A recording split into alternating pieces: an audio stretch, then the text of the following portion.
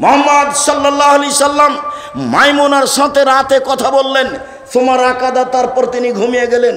ফালাম্মা কানা সুলুসুল লাইলিল আখিরা, যখন রাতের 3 ভাগের 2 ভাগ পার হয়ে গেল, রাকাদা, তিনি উঠে বসলেন।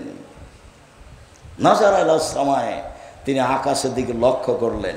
সুমা কারা, তারপর তিনি পড়লেন, ইন্না ফি খালকিস সামাওয়াতি ওয়াল আরদ ওয়াখতিলাফিল লাইলি ওয়ান নাহার লায়াতিন লিউলিল আলবাব, নিশ্চয় আসমান জমিনের সৃষ্টিতে রাত দিনের আসা যাওয়াতে জ্ঞানী ব্যক্তিদের জন্য নিদর্শন শিক্ষা রয়েছে। আল্লাযীনা ইয়াযকুরুনাল্লাহা কিয়ামান ওয়া কুউদান ওয়া আলা জুনুবিহিম, যারা আল্লাহকে ডাকে রাতে, শুয়ে ডাকে, বসে ডাকে, দাঁড়িয়ে ডাকে। যারা আল্লাহকে দাঁড়িয়ে দাঁড়িয়ে ডাকে রাতে, যারা আল্লাহকে বসে বসে ডাকে রাতে, যারা আল্লাহকে শুয়ে শুয়ে ডাকে রাতে, এদের জন্য নিদর্শন রয়েছে। আসমান জমিনের সৃষ্টিতে 5 আয়াত পড়লেন। একাধিক সহিহ হাদিস দ্বারা প্রমাণিত যে শেষ রুকু পড়লেন, অন্তত 5 আয়াত মুখস্থ করে নেবেন। উবাদা ইবনে সামিত রাদিয়াল্লাহু তাআলা আনহু বলেন, রাসূল সাল্লাল্লাহু আলাইহি ওয়াসাল্লাম বলেছেন, মান তারা মিনাল লাইলি, কেউ যদি শেষ রাতে উঠে, রাতের 3 ভাগের 2 ভাগ পার হওয়ার পরে কেউ যদি শেষ রাতে উঠে তারপরে বলে, লা ইলাহা ইল্লাল্লাহু ওয়াহদাহু লা শারীকা লাহু লাহুল মুলকু ওয়া লাহুল হামদু ওয়া হুয়া আলা কুল্লি শাইইন কাদির ওয়া সুবহানাল্লাহি ওয়া আলহামদুলিল্লাহি ওয়া লা ইলাহা ইল্লাল্লাহু আল্লাহু আকবার ওয়া লা হাওলা ওয়া লা কুওয়াতা ইল্লা বিল্লাহ রব্বিক ফিরলি, তাহলে এখন যা বলবে সেটা মেনে নেওয়া হবে। ওয়াইন সাল্লা কবুলাত, এখন যদি সলাত আদায় করে তাহলে সলাত কবুল করা হবে। এখন যা বলবে সেটা মেনে নেওয়া হবে। এখন যদি সলাত আদায় করে তাহলে কবুল করা হবে। ইবনে আব্বাস রাদিয়াল্লাহু তাআলা আনহু বলেন, কানান নবী সাল্লাল্লাহু আলাইহি সাল্লাম কামেন মিনাল লাইলি ইয়াতাহাজ্জাদ, আল্লাহ রাসূল রাতে তাহাজ্জুদ পড়ার জন্য উঠলেন। উঠে তিনি বলছেন, আল্লাহুম্মা লাকাল হামদ আনতা কাইয়ুমুস সামাওয়াতি ওয়াল আরদ ওয়া মান ফিহিন্না, হে আল্লাহ, তোমার প্রশংসা, আসমান জমিন এবং এর মধ্যে যা কিছু আছে সব কিছুর প্রতিষ্ঠাতা তুমি। লাকাল হামদ আনতা নূরুস সামাওয়াতি ওয়াল আরদ ওয়া মান ফিহিন্না, প্রশংসা তোমার, আকাশ জমিন এবং এর মধ্যে যা কিছু আছে সব কিছুর আলো তুমি। ওয়ালাকাল হামদ আনতা মালিকুস সামাওয়াতি ওয়াল আরদ ওয়া মান ফিহিন্না, তুমি আকাশ জমিন এবং এর মধ্যে যা কিছু আছে সব কিছুর মালিক তুমি, প্রশংসা তোমার। ওয়ালাকাল হামদ, প্রশংসা তোমার। ওয়াদাকাল হাক্ক, তোমার ওয়াদা সত্য। ও লেখাউকা হাক্কুন, তোমার সাক্ষাৎ সত্য। ও কাউলুকা হাক্কুন, তোমার বাণী সত্য। ও জান্নাত হাক্কুন, জান্নাত সত্য। ও নারু হাক্কুন, জাহান্নাম সত্য। ও নবিউন হাক্কুন, নবীগণ সত্য। মুহাম্মাদুন হাক্কুন, মুহাম্মদ সত্য। ও সাতু হাক্কুন, কিয়ামত সত্য। আল্লাহুম্মা লাকা আসলামতু ওয়া বিকা আমানতু আলাইকা তাওয়াক্কালতু, হে আল্লাহ, আমি তোমাকে মেনে নিলাম। হে আল্লাহ, আমি তোমার প্রতি ঈমান আনলাম, আমি তোমার উপরে ভরসা করলাম। ওয়া ইলাইকা আনাবতু, আমি তোমার অভিমুখী হলাম। ওয়া ইলাইকা খাসামতু, আমার কথাবার্তা তোমার কাছে রইল। ওয়া ইলাইকা হাকামতু, আমার বিচারাদি সব কিছু তোমার কাছে সমর্পণ করলাম। আল্লাহুম্মা গফিরলি, হে আল্লাহ, তুমি আমার ক্ষমা করো আমাকে। মা কাদ্দামতু ওয়া মা আখারতু ওয়া মা আসরারতু ওয়া মা আলামতু ওয়া আনতা আলামু বিহি মিন্নি, আগেকার পাপ, পরেকার পাপ, প্রকাশ্য পাপ, অপ্রকাশ্য পাপ, আর তুমি যা জানো আমার পাপ সব ক্ষমা করে দাও। আনতাল মুকাদ্দিম ওয়া আনতাল মুআখির, তুমি আগে থেকে আছো, চিরদিন থাকবে। লা ইলাহা ইল্লা আনতা ওয়া লা ইলাহা গায়রুকা, তুমি ছাড়া কোনো মাবুদ নেই, তুমি ছাড়া সত্য কোনো মাবুদ নেই, এ কথা রাসূল সাল্লাল্লাহু আলাইহি সাল্লাম আকাশের দিকে মুখ করে পড়তেন। এবার একটু সিরিয়াল করে নি। এক, সূরা আল ইমরানের শেষ রুকু বা শেষ রুকুর প্রথম 5 আয়াত।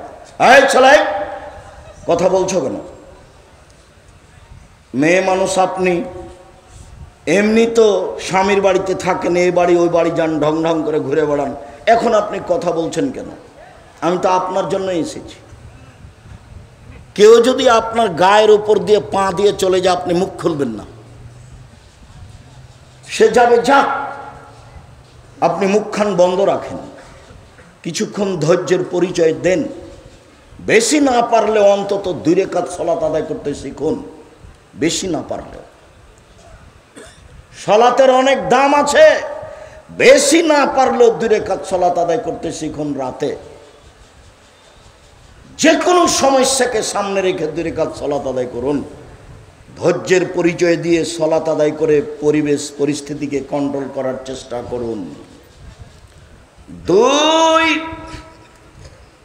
লা ইলাহা ইল্লাল্লাহু ওয়াহদাহু লা শারীকা লাহু লাহুল মুলকু ওয়া লাহুল হামদু ওয়া হুয়া আলা কুল্লি শাইইন কাদির ওয়া সুবহানাল্লাহি ওয়া আলহামদুলিল্লাহি ওয়া লা ইলাহা ইল্লাল্লাহু আল্লাহু আকবার ওয়া লা হাওলা ওয়া লা কুওয়াতা ইল্লা বিল্লাহ রব্বিগফিরলি। এটা হলো 2। 3, এই লম্বা যে দোয়াটা পড়লাম, আল্লাহুম্মা লাকাল হামদু আনতা কাইয়ুমুস সামাওয়াতি ওয়াল আরদ ওয়া মান ফিহিন্না, শেষ পর্যন্ত। সম্মানিত দ্বীনী ভাই বোন, আবু হুরায়রা রাদিয়াল্লাহু তাআলা আনহু বলেন, রাসূল সাল্লাল্লাহু আলাইহি সাল্লাম বলেছেন, ইয়ানজালু রাব্বুনা তাআলা ইলা সামাইদ দুনিয়া হিনা ইয়াবকা সুলুসুল আখিরা, যখন রাতের 3 ভাগের 2 ভাগ পার হয়ে যায়, 1টার পরে 2টার পরে 10টায় ঘুমিয়ে যাবেন, 3টায় উঠবেন। এই ছেলে, নোংরা চরিত্র ত্যাগ করো, দোকানে আড্ডা পিটা বন্ধ করো। এই মাঠে বহুদিন বলেছি 4টে জিনিস জরুরি। 1, 5 ওয়াক্ত সালাত, 2, হালাল রুজি, 3, কোরআন তেলাওয়াত, 4, 2 জন যেখানে বসে আছে সেখানে বসবা না। আড্ডা পিটা চিরদিনের জন্য হারাম। উকবা ইবনে আমির বলছেন, আমি জিজ্ঞাসা করলাম আল্লাহর নবীকে, আল্লাহ নবী, মান নাজাত, বাঁচার পথ কি? জাহান্নাম থেকে বাঁচবো কি করে, এটা একটু বলেন তো। তখন আল্লাহ রাসূল বলেন, 1, আলজাম লিসানাক, মুখখান বন্ধ রেখো, মুখ ব্যবহার করবেন না। ভালো কথা ছাড়া মুখ ব্যবহার করবেন না, চুপ থাকতে শিখুন। আর দোকানে বসে আড্ডা পিটলে চুপ থাকা যাবে? ল্যাংটা মেয়ে নাচছে, মাথায় টুপি দিয়ে আছেন, শরম হয় না? একটু লজ্জা হয় না? একটু হায়া হয় না? একটু খারাপ লাগে না? লাগা উচিত। কেন লাগে না?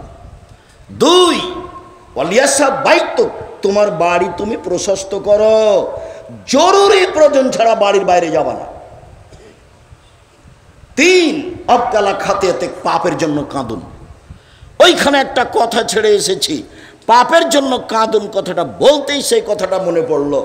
রাসূল সাল্লাল্লাহু আলাইহি সাল্লাম বলেছেন, লাই ইয়ালিজার রাজুলুন নারা বাকা মিন খাশিয়াতিল্লাহ হাত্তা ইয়ালিদাল লাবানু ফি দারে, গাভীর বাঁট ওলান থেকে চাপ দিয়ে দুধ বের করে ভিতরে ঢোকানো যায় না, যেমন আল্লাহর ভয়ে কাঁদে যে সে জাহান্নামে যাবে না তেমন। গাভীর বাঁট থেকে চাপ দিয়ে দুধ বের করে ভিতরে ঢোকানো যায় না যেমন, এটা যেমন অসম্ভব, আল্লাহর ভয়ে রাতে কাঁদে যে তার জাহান্নামে যাওয়া তেমনি অসম্ভব। উকবা ইবনে আমির আল জোহানি বলেন, আমি আল্লাহর নবীকে বললাম বাঁচার পথ কি? তখন বললেন, 1, মুখখান বন্ধ রেখো, 2, জরুরি প্রয়োজন ছাড়া বাড়ির বাইরে যায় না, 3, পাপের জন্য কাঁদো। যখন আল্লাহ রাসূল বলেন, কাইফাবে কুমাবে জামানিন, তোমাদের কি হবে, যুগের কি হবে, তোমাদের কি হবে, যুগের কি হবে, এদা ওবকে তুমি হোসালাতে মিনান নাস, যখন তোমরা থাকবে আগাছার মাঝে, মানুষ বলতে সমাজে তেমন কেউ থাকবে না, সবাই হবে পশু প্রাণীর মতো। সমাজ যেদিন আগাছার মতো হয়ে যাবে, সেদিন তোমাদের কি হবে, যুগের কি হবে। মারা জাতিল ওহুদ আল আমানাত, থাকবে না ওয়াদা অঙ্গীকার, থাকবে না আমানতদারি, সবাই হবে আত্মসাৎকারী, প্রায় সবাই হবে বিশ্বাসঘাতক, সবাই হবে গাদ্দার। যেদিন সমাজের লোক হবে বিশ্বাসঘাতক, যেদিন সমাজের লোক হবে আত্মসাৎকারী, যেদিন সমাজের লোক হবে আপনার গাদ্দার, সেদিন তোমাদের কি হবে, যুগের কি হবে, তোমাদের কি হবে, যুগের কি হবে। আর মানুষ কেউ কারোর কথা মানবে না, মতবিরোধ বেড়ে যাবে এভাবে। সব্বা কবে না আসবে, এ দেখেন মতবিরোধ বেড়ে যাবে এইভাবে। ডান আঙ্গুল যেন বাম আঙ্গুলের ভিতরে ঢুকলো, কেউ কারোর কথা মানবে না। মতবিরোধ মানুষের মধ্যে এভাবে ঢুকে যাবে, তখন তোমাদের কি হবে, যুগের কি হবে। তখন সাহাবী বলছেন আবু মুসা আশআরী, ফামাতা আমরুনি, বলেন কি করতে হবে, তাহলে বলেন কি করতে হবে, আপনি বলেন। তখন আল্লাহ রাসূল বলেন, এক, আলজেম লেসানাক, মুখখান বন্ধ রেখো। দুই, আলজেম বাইতাক, বাড়িতে থেকো। তিন, দামাত তুনকেরো, খুঁজমা তারেফ, যেটা ভালো মনে করো সেটা নিও, যেটা ভালো মনে করো না সেটা ছেড়ে দিও।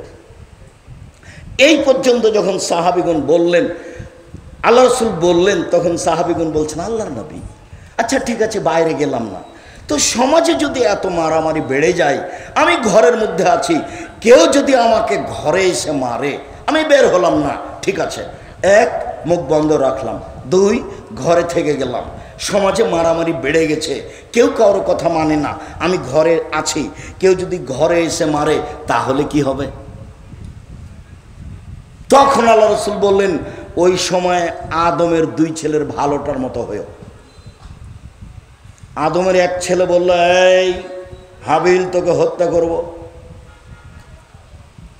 কাবিল বলল, তখন হাবিল বলল, তুমি হত্যা করো, আমি তোমাকে হত্যা করব না, তুমি মারো, আমি তোমাকে মারব না। আল্লাহর নবী বললেন, আদমের দুই ছেলের ভালোটার মতো হয়েও তুমি এর পরেও তাকে মারতে যাও না, পরিস্থিতি তোমার অনুকূলে নয়, মুখ বন্ধ রেখো। জরুরি কাজ চারটে, এক, 5 ওয়াক্ত সালাত, দুই, হালাল রুজি, তিন, কোরআন তেলাওয়াত, অন্তত সূরা ইখলাস, চার, আড্ডা পিটবেন না, আড্ডা পিটা চিরদিনের জন্য হারাম। আড্ডা পিটলেই কারো বদনাম হবে, আড্ডা পিটলেই অপ্রয়োজনীয় কথা আসবে, যেই কথার কোনো প্রয়োজন নাই। নিজে উপার্জন করেন, খান কষ্ট করে, খামাখা দোকানে বসে বদনাম করে বড় পাপ করেন, এটা কেন করবেন। আবু হুরায়রা রাদিয়াল্লাহু তাআলা আনহু বলেন, রাসূল সাল্লাল্লাহু আলাইহি সাল্লাম বললেন, রাতের 3 ভাগের যখন 2 ভাগ পার হয়ে যায়, আল্লাহ তাআলা সপ্তম আকাশ থেকে প্রথম আকাশে নেমে আসেন, নেমে এসে বলেন, মাইয়ুদনি ফাস্তাজিব লাহু, কে আমাকে ডাকে আমি তার ডাকে সাড়া দিব, মায়াসলনি ফাউতিয়াহু, কে আমার কাছে কিছু চাই, যে যা চাই তাকে আমি তাই দিয়ে দিব, মায়াস্তাগফিরনি ফাগফিরা লাহু, কে আমার কাছে ক্ষমা ভিক্ষা চায় আমি তাকে ক্ষমা করে দিব। সম্মানিত দিনী ভাই বোন, আবার খেয়াল করো, এই ছেলে, আমার দিকে খেয়াল করো, মনে আছে বারবার বলে গেছিলাম, 3টা পাপের কারণে 3টা বিপদ নেমে আসে, 3টা পাপের কারণে 3টা বিপদ নেমে আসে, বারবার বলেছি, মনে থাকা দরকার। এক, ভূমিকম্প হবে। দুই, আকার আকৃতি পরিবর্তন হবে, সন্ধ্যায় থাকবে মানুষ, সকালে হবে বানর, শোর হয়ে যাবে, শুকর হয়ে যাবে, বানর হয়ে যাবে। আমি এ কথা বলিনি, এ কথা মুহাম্মদ সাল্লাল্লাহু আলাইহি সাল্লাম বলেছেন। 3, সমস্যা নেমে আসবে, মসজিদে মারামারি, মাদ্রাসায় মারামারি, রাস্তাঘাটে মারামারি, সব কিছু অন্যায় অবিচার, যে জিনিস 10 টাকা কেজি সেই জিনিস 50 টাকা কেজি, সব সমস্যা নেমে আসবে 3টা পাপের কারণে। এক, এদা সারিবুল খমরা, যখন মানুষ নেশাদার দ্রব্য পান করবে, বিড়ি, তামাক, জর্দা, সিগারেট, গুল, নেশাদার দ্রব্য, ঠান্ডা, পেপসি, আশি, কোকাকোলা সব হারাম। তো আজকে নতুন কথা নয়, 30 বছর থেকে বলে আসছে।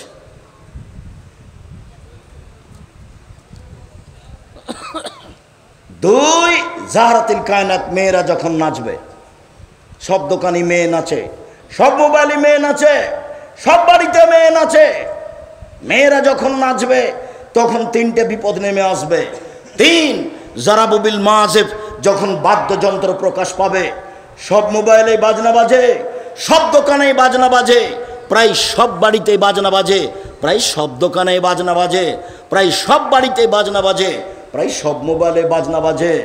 তিনটা বিপদ নেমে আসবে তিনটা পাপের কারণে।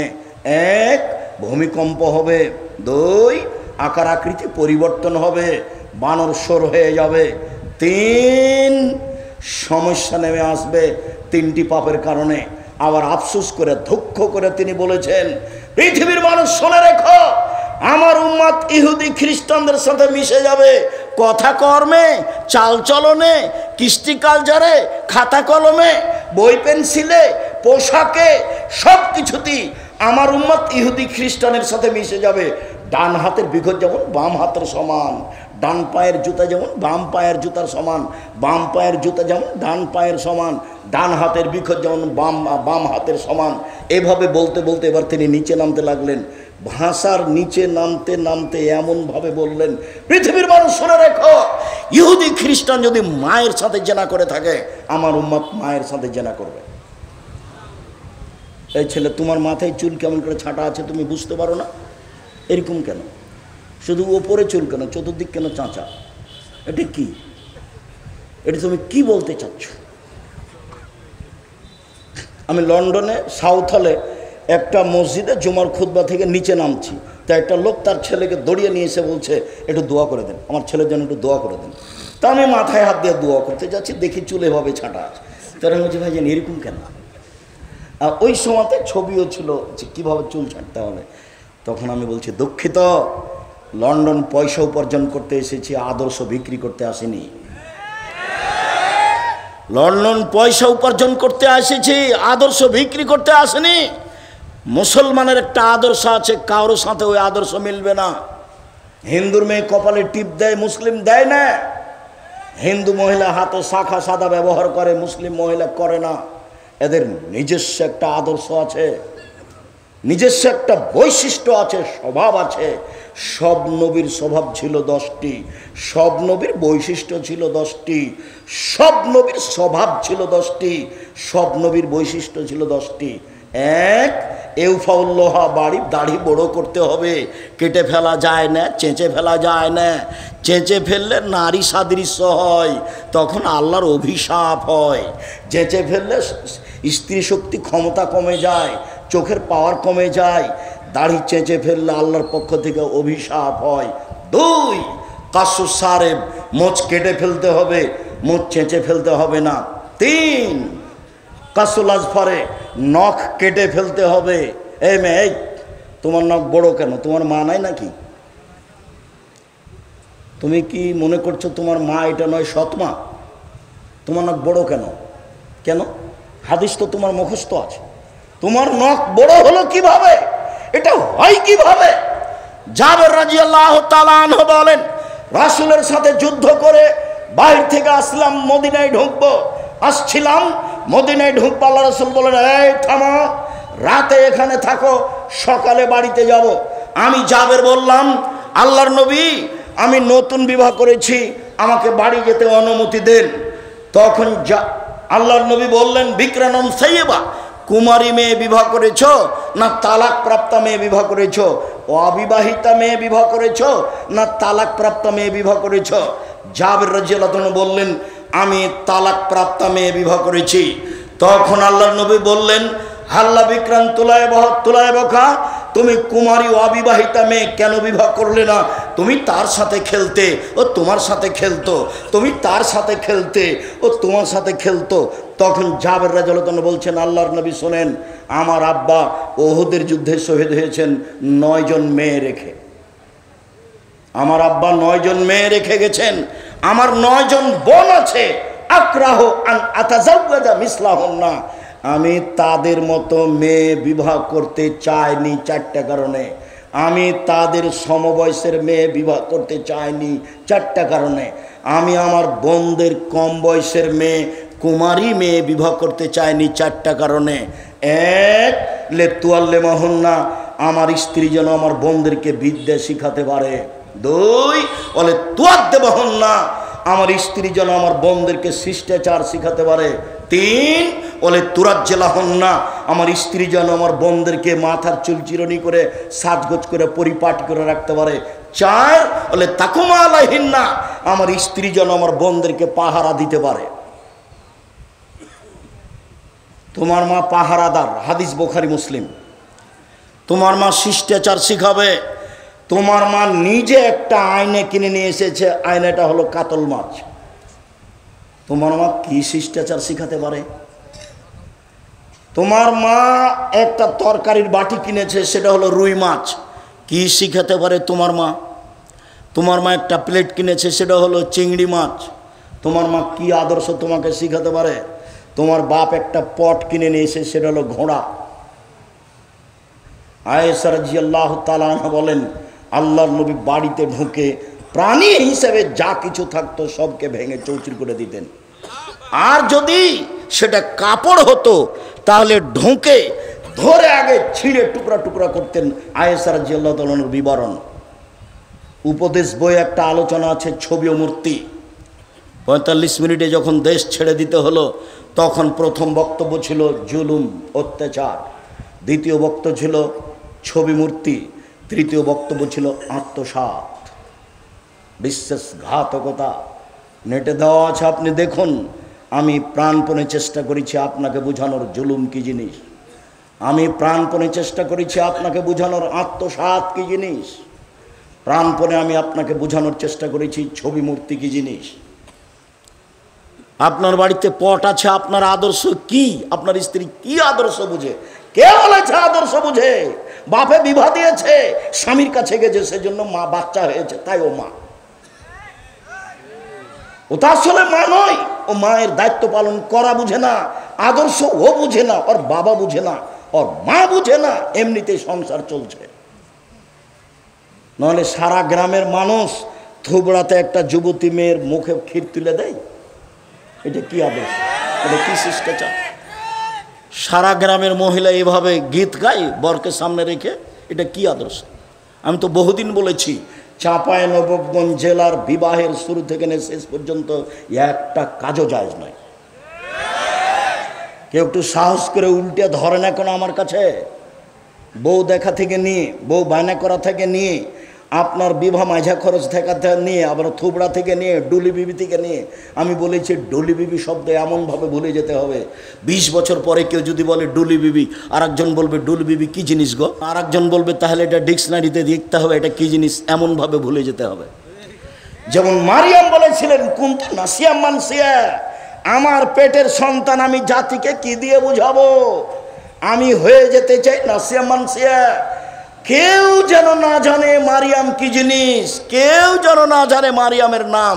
আহারে আমি সন্তান কি দিয়ে বুঝাবো? যা হওয়ার তাই হলো। যখন সন্তান গ্রামে নিয়ে আসলাম, তখন গ্রামের লোক বলল, ছি ছি ছি ছি ছি, তোমার মা তো ভালো মানুষ, তুমি কেন জেনা করেছো? ছি ছি ছি ছি, তোমার বাপ তো ভালো মানুষ, তুমি কেন জেনা করেছো?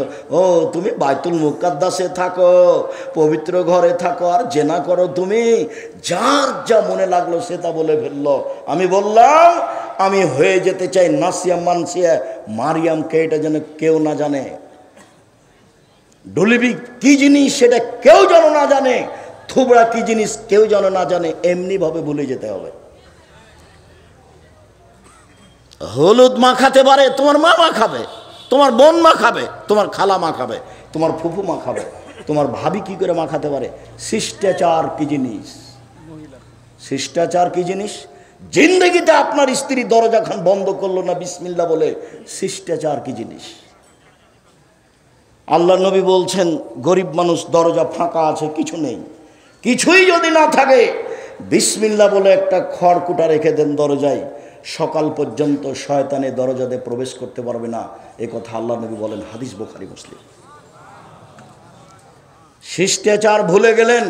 আপনার চোখের সামনে আপনার ছেলে মেয়ে মা ভাতে পানি খাচ্ছে, 1 মিনিট চট করে একটা কথা মনে পড়ল। ছোট ছেলে যেটা আব্দুর রহিম মিশরে পড়াশোনা করে, মাস্টার্স করে ওরা এসেছে, বাকি কি করছে কি করবে সেটা পরের কথা। তো একদিন ও ওই গাজার মহিলা পুরুষকে ডেকেছে সাহায্য করার জন্য জামিয়া সালাফিয়ার পক্ষ থেকে। তো অনেক মহিলা পুরুষ উপস্থিত হয়েছে।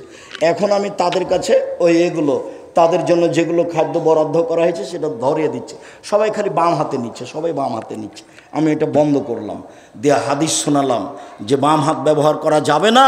আল্লাহ নবী বলেছেন ডান হাতে খেতে হবে, বাম হাতে শয়তান খায়।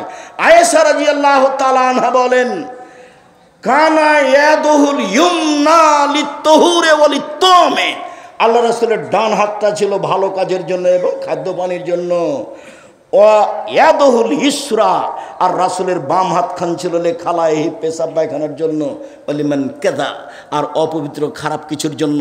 হাদিস যখন শোনালাম তখন আরবি মানুষ তো ঝকঝকে করে বুঝলো, আমি যা বুঝেছি তার চেয়ে বেশি বুঝলো। আবার যখন জিনিসটা দিলাম বাম হাতে ধরলো, তার মানে আদাত, অভ্যাস। মানুষে বলে মানুষ অভ্যাসের দাস। জি, মানুষ অভ্যাসের দাস, মানুষের যেটা আদাত হয়ে যায়। এখন দেখেন রাস্তাঘাটে বিত্তশালী যারা সবাই বাম হাতে চা খাচ্ছে। আরবিদের দেখেন, আমি তো সৌদি আরব, কুয়েত, কাতার, বাহরাইন, ওমান, আবুধাবি, দুবাই এগুলো সব দেখেছি, মিশর, মালয়েশিয়া এগুলো সব দেখেছি। চরিত্র প্রায় মানুষেরই তাই, যে ওই বাম হাতে ধরছে। আর যত কিয়ামতের লক্ষণ আছে সব আরবিদের ভিতরে দেখা দিবে। শিষ্টাচার কি জিনিস? সম্মানিত দিনী ভাই বোন, এই ছেলে তোমার মায়ের কাছে 4টে জিনিস রেখে গেলাম। 1, ছেলে মেয়েকে বিদ্যা শিখাবে মা। 2, ছেলে মেয়েকে শিষ্টাচার শিখাবে মা। 3, ছেলে মেয়েকে যত্ন করে রাখবে মা। 4, ছেলে মেয়েকে পাহারা দিবে মা। কে পাহারা দিবে? মা। আল্লাহ নবী তাকে পাহারাদার বলছেন। জাবির রাদিয়াল্লাহু আনহু বলছেন আমার স্ত্রী পাহারাদার। চলেন, উসমান ইবনে আবিল আস রাদিয়াল্লাহু তাআলা আনহু বলেন রাসূল সাল্লাল্লাহু আলাইহি সাল্লাম বলেছেন ইজা কানা নিসফুল লাইলে, রাত যখন অর্ধেক হয়, ফাতিহাত আবওয়াবুস সামায়ে, আকাশের দরজা খুলে দেওয়া হয়। ইউনাদি মুনাদি মিনাস সামায়ে, আকাশ থেকে চিৎকার করে আল্লাহ বলেন হালমিন দাইন ইস্তাজাবা লাহু, কেউ কি কিছু চায় আমি তাকে তা দিয়ে দিব।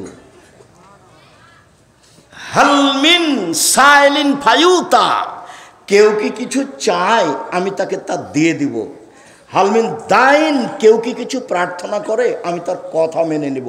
হালমিন মাকরুবিন ইস্তাজাবা লাহু আয়ুফাররাজু আনহু, কেউ কি কোনো বিপদগ্রস্ত আমাকে বলছে যে আমি বিপদে আছি, আমাকে বললেই তাকে আমি বিপদ থেকে বাঁচিয়ে দিব। রাতের 3 ভাগের 2 ভাগ পার হলে আল্লাহ তাআলা সপ্তম আকাশ থেকে প্রথম আকাশে নেমে এইভাবে বলেন। জাবের রাদিয়াল্লাহু তাআলা আনহু বলেন রাসূল সাল্লাল্লাহু আলাইহি সাল্লাম বলেছেন ইন্না ফিল লাইলি লাসা, নিশ্চয় রাতে একটা সময় রয়েছে। চলে একটু আমি কাছাকাছি চলে এসেছি।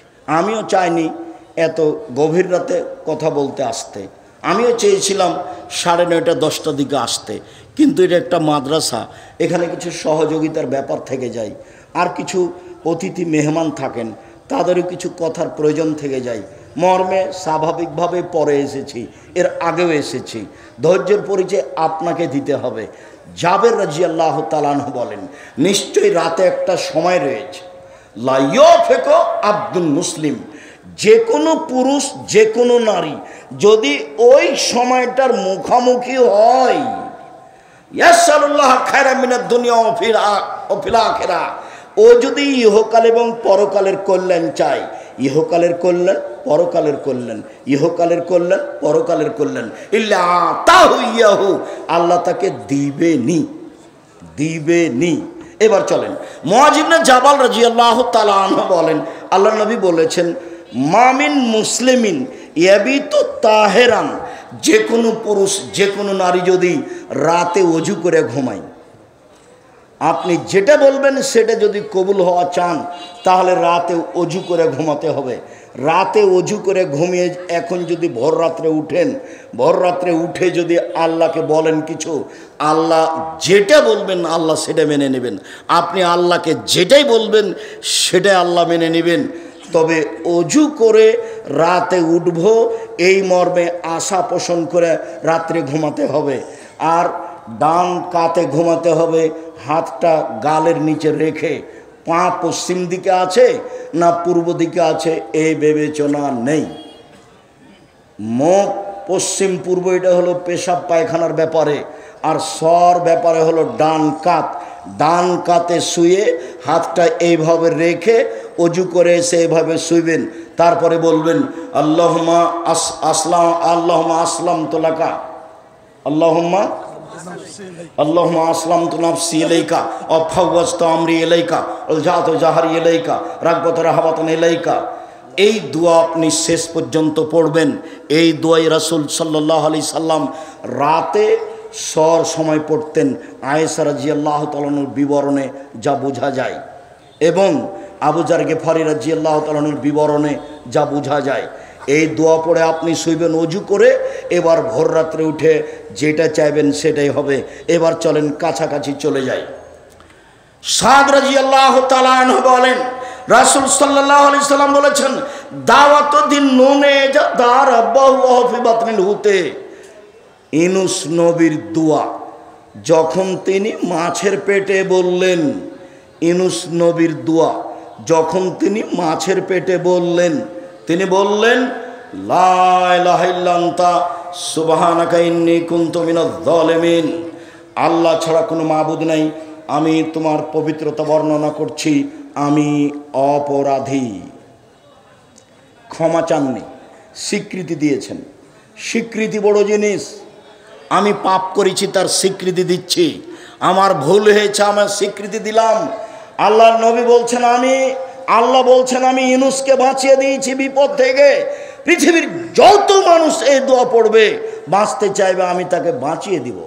মুহাম্মদ সাল্লাল্লাহু আলাইহি সাল্লাম বলেন, ফি কুল্লি শাইন, ছোট হোক বড় হোক, ছোট হোক বড় হোক, নারী হোক পুরুষ হোক, যে কোনো সমস্যায় দোয়া ইউনূস পড়বে আর আমাকে বলবে, আমি তার কথা মেনে নিব।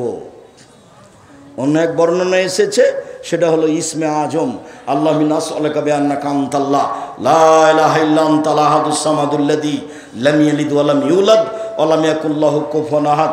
আমি সেদিনও বলেছি, আবার এসেছে এটা বললাম। হাত তোলা হলো এভাবে স্বাভাবিক, মুখের সামনে কিছু চাচ্ছেন চান, আর এখনই দিতে হবে, তাহলে এইভাবে এখনই দিতে হবে। আগে পড়বেন ইসমে আজম, তারপরে পড়বেন দুরুদে ইব্রাহিম, তারপরে নিজেরটা বলবেন, দুই চোখের পানি ঝরবে, নিজের বিষয়টি পেশ করবেন। মহান আল্লাহ আমাদের নবীকে বলছেন, ফাইদা ফারাগতা ফানসব ওয়া ইলা রাব্বিকা ফারগাব। মুহাম্মদ সাল্লাল্লাহু আলাইহি সাল্লাম, আপনি যখন দুনিয়াবি কাজ থেকে অবসর হবেন তখন কঠোর শ্রম ইবাদতে আপনি আত্মনিয়োগ করুন, আর আমাকে যা বলবেন তা কান্নাকাটি করে বিনয়ের সাথে বলুন, বিনয়ী হয়ে বলুন। আসসালামু আলাইকুম রহমতুল্লাহ, আসসালামু আলাইকুম রহমতুল্লাহ, আলহামদুলিল্লাহ রাব্বিল আলামিন বিহাক্কি লা ইলাহা ইল্লাল্লাহ। এখানে বিনয়ী আছে, এভাবে দ্রুত সালাত আদায় করা বিনয়ী আছে। ধর্ম একজনের কথা দিয়ে চলে, যার নাম মুহাম্মদ সাল্লাল্লাহু আলাইহি সাল্লাম। পৃথিবীর কোনো মানুষের কথা চলে না। অতএব রাসূল সাল্লাল্লাহু আলাইহি সাল্লামের পদ্ধতিতে ইবাদত করার চেষ্টা করি। শেষ কথা, ওজুর পরে যদি বলে আশহাদু আল্লা ইলাহা ইল্লাল্লাহু ওয়াহদাহু লা শারীকা লাহু ওয়া আশহাদু আন্না মুহাম্মাদান আবদুহু ওয়া রাসূলুহু, তাহলে জান্নাতের সব দরজা খুলে দেওয়া হয়। যেটা ইচ্ছা সেটা দিয়ে ঢুকবে। আল্লাহুম্মা জাল্লা মিনাত তাওয়াবিন ওয়া জাআলনি মিনাল মুতাতাহহিরিন, এই দোয়াতে নেকি হবে, তবে দরজা খোলা হবে না। দরজা খোলার জন্য এই দোয়া পড়তে হবে। মহিলারা যদি 4টা কাজ করতে পারে তাহলে জান্নাতের সব দরজা খুলে যাবে। 1, 5 ওয়াক্ত সালাত, 2, রমজান মাসে সিয়াম রোজা, 3, স্বামীকে মেনে চলা, 4, জেনায় লিপ্ত না হওয়া। এই 4টা কাজ যদি করতে পারে জান্নাতের সব দরজা খুলে যাবে। মর্মে আল্লাহ নবী বলেন, কেউ যদি 2টা মেয়ের লালন পালন করে তাহলে সেই বাপ আর আমি মুহাম্মদ সাল্লাল্লাহু আলাইহি সাল্লাম জান্নাতে এভাবে থাকব। তখন তিনি আঙ্গুল দুটি জমা করে দেখিয়েছেন, আর বলেছেন কেউ যদি 3টা মেয়ের লালন পালন করে তাহলে মেয়ের বাপ থাকবে এদিকে, জাহান্নাম থাকবে ওইদিকে, আর মেয়ে 3টা থাকবে মধ্যে। আগে বাপ জান্নাতে যাবে, তারপরে এরা সরবে। মেয়েদের অনেক মর্যাদা, দিনী বোন আপনারা এভাবে চলিয়েন না, রাসূল সাল্লাল্লাহু আলাইহি সাল্লাম মেনে চলার চেষ্টা করেন। আমি আপাতত আজকের মতো এই পর্যন্ত বলেই কথা শেষ করছি। আল্লাহ আমাদের যারা মারা গেছে তুমি তাদের কবরের শাস্তি মাফ করো, আমরা যারা অসুস্থ তুমি তাদের আরোগ্য দান করো, আমরা যারা বেঁচে আছি তুমি তাদেরকে তোমার রাসূলের পদ্ধতি পাঠও বের হয়েছে। আর যে বক্তব্য দিয়েছিলাম উপদেশ বইয়ে আছে, আর দুয়ার বইটা আছে, 16টা স্থান আছে হাত তুলে দোয়া করা, 35টাই হাদিস দেওয়া আছে ধারাবাহিকভাবে। আর এই শোনো, আচ্ছা উনি কি চলে গেছেন? হ্যাঁ, ওনাকে একটু থামতে বলেন। ওনাকে ওই আব্দুল্লাহর 2টা বই, আব্দুর রহমান মুহসিনী চিন্তা করলেন? আব্দুর রহমান মুহসিনী। আচ্ছা আচ্ছা, অনেক কথা হয়েছে। পরে এই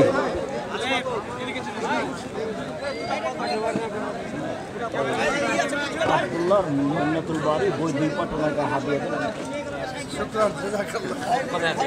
জি সম্মানিত দিনী ভাই বোন, আমার বোনেরা যারা আছেন, আব্দুল্লাহর আম্মার বই আছে কেন এই নির্যাতন কি তার প্রতিকার, কেন হবো অবরোধবাসিনী।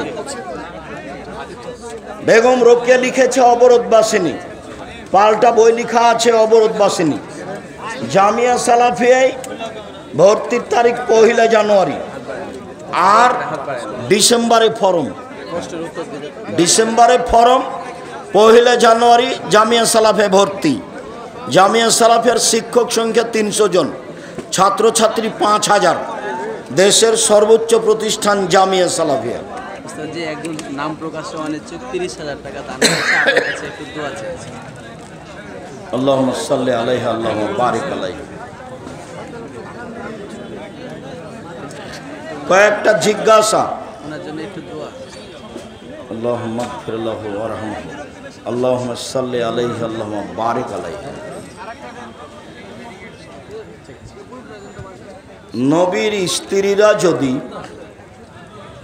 মা হয় তাহলে ঈসা আলাইহিস সালামের সাথে ঈসা আলাইহিস সালামের মাকে কি নামে ডাকবো? তো ঈসা আলাইহিস সালামের মা কি কোনো নবীর স্ত্রী? তোমার এটা জিজ্ঞাসা হয়নি।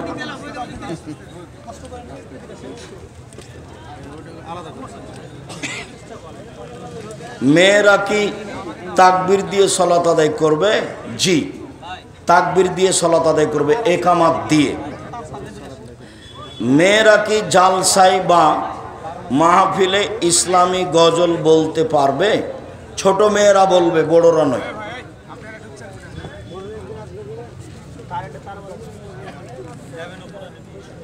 আসসালামু আলাইকুম, আমার 3টি প্রশ্ন আছে। প্রথমটি হলো ইসলামের ভিত্তি কি? ও আল্লাহর নবী বলেছেন ইসলামের ভিত্তি 5টা: কালেমা, সালাত, যাকাত, সিয়াম, হজ। মনে করুন কেউ আমার সমস্ত খরচ বহন করে, এখন সে আমাকে টাকা দিয়ে 3 বেলা খাওয়ার জন্য, এখন আমি যদি 1 বেলা না খেয়ে টাকা রেখে দিই তাহলে গুনাহ হবে কি? তাকে জানিয়ে রাখতে হবে, তাছাড়া আত্মসাৎ হবে। বাংলার ইতিহাসে আহলে হাদিসের সবচেয়ে বড় আলেম ও সবচেয়ে বেশি ডিগ্রিধারী হলো আব্দুল্লাহ বিন আব্দুর রাজ্জাক। এই কথা কি ঠিক? এই কথা বলার কি প্রয়োজন? এইগুলো কথা তো আমি ঠিক মনে করছি। আব্দুল্লাহ দারুল উলুম দেওবন্দ থেকে পড়াশোনা করেছে, মদিনা বিশ্ববিদ্যালয় থেকে অনার্স করেছে, আর লন্ডন যুক্তরাজ্য থেকে মাস্টার্স করেছে। তাকে এভাবে বলার কিছু প্রয়োজন নেই। আব্দুল্লাহ বিন আব্দুর রাজ্জাক নাকি বাংলা, ইংরেজি, উর্দু, আরবি এই 4টি ভাষায় পণ্ডিত। এগুলো স্বাভাবিকভাবে বলতে লিখতে পারে। স্বাভাবিকভাবেই। কেন তোমার এগুলো জিজ্ঞাসা ব্যক্তিগত ব্যাপারে? দেখো, বর্তমান সময়ে প্রধান তাগুত কারা? ইসলামিক স্টেট, IS, খেলাফত, বাংলাদেশ জামাতে ইসলামী, তারা গণতন্ত্র। শায়েখ দয়া করে আপনি মুফতি, বর্তমানে তোমার একটা প্রশ্ন ঠিক নাই, তোমার আকীদা ভালো না। তুমি অত স্বাভাবিক মনে করো না আমি তোমার বাড়ির মানুষ, সেটা মনে রেখো।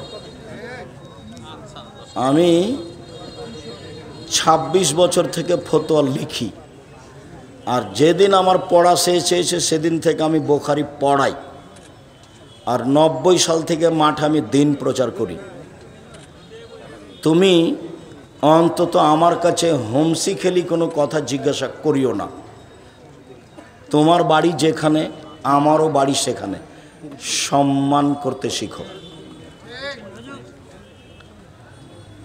সূরা রহমানের 2য় আয়াতে আগে শিক্ষার কথা বলেছেন, তারপরে জন্মের কথা। কিন্তু আমরা তো জানি আগে জন্ম, ওটা বিদ্যার প্রাধান্যতা দেওয়া হয়েছে। গোসলের আগে নামাজের অজু করি, গোসলের সময় লজ্জায় স্থানে হাত লাগে, এইটা একটা জিজ্ঞাসা। একটা জিজ্ঞাসা হাদিস সহি, মানুষ যদি পুরুষাঙ্গ বা স্ত্রী অঙ্গ স্পর্শ করে তাহলে অজু ভেঙে যাবে। আর একটা হাদিস, পুরুষাঙ্গ স্ত্রী অঙ্গ স্পর্শ করলে অজু ভাঙবে না। দুটাই মুখামুখি সহি হাদিস।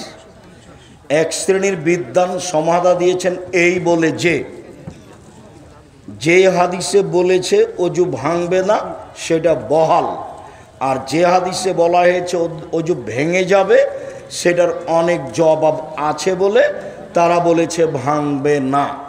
এক শ্রেণীর বিদ্বান বলেছে অন্তরালে যদি হাত পড়ে তাহলে অজু ভাঙবে না, আর সরাসরি অন্তরাল ছাড়াই যদি পুরুষাঙ্গ স্ত্রীঅঙ্গে হাত পড়ে তাহলে অজু ভেঙে যাবে। এগুলো একটাও বিবরণ ঠিক নয়। যদি উত্তেজনায় উত্তেজিত হয়ে পুরুষাঙ্গ বা স্ত্রী অঙ্গ স্পর্শ করে তাহলে অজু ভেঙে যাবে। স্বাভাবিকভাবে যদি স্ত্রী অঙ্গ পুরুষাঙ্গ স্পর্শ করে তাতে অজু ভাঙবে না। আল্লাহর নবী ফরজ গোসলের পূর্বে অজু করতেন, সলাতের অজু, তারপরে ওই অজুতেই সলাত আদায় করতেন। অবশ্যই শরীরের সব জায়গায় হাত গেছে, তবু অজু ভাঙেনি। অতএব উত্তেজিত হয়ে উত্তেজনায় যদি হাত লাগায় পুরুষ নারী তাহলে অজু ভেঙে যাবে, অন্যথায় অজু ভাঙবে না। মাথা থেকে কাপড় পড়ে গেলে মহিলাদের অজু ভাঙে না, বাচ্চাকে দুধ খাওয়ালে অজু ভাঙে না, নখ কাটলে অজু ভাঙে না, কুকুরে ছুঁয়ে নিলে অজু ভাঙে না, বসে বসে ঘুমালে অজু ভাঙে না, বায়ু আসলে পেশাব পায়খানা আসলে অজু ভেঙে যায়, চিত হয়ে ঘুমালে অজু ভেঙে যায়, উটের গোস্ত খেলে অজু ভেঙে যায়। গোসলের আগে নামাজের অজু। জান্নাতে ছেলেরা হুর পাবে, মেয়েরা কি পাবে? মেয়েদের যা প্রয়োজন তা পাবে। আল্লাহ বলেছেন ওদের যা প্রয়োজন। মেয়ে ভালো কিন্তু মেয়ের মা বাবা খারাপ, এ মেয়েকে বিবাহ করা যাবে কি? করো।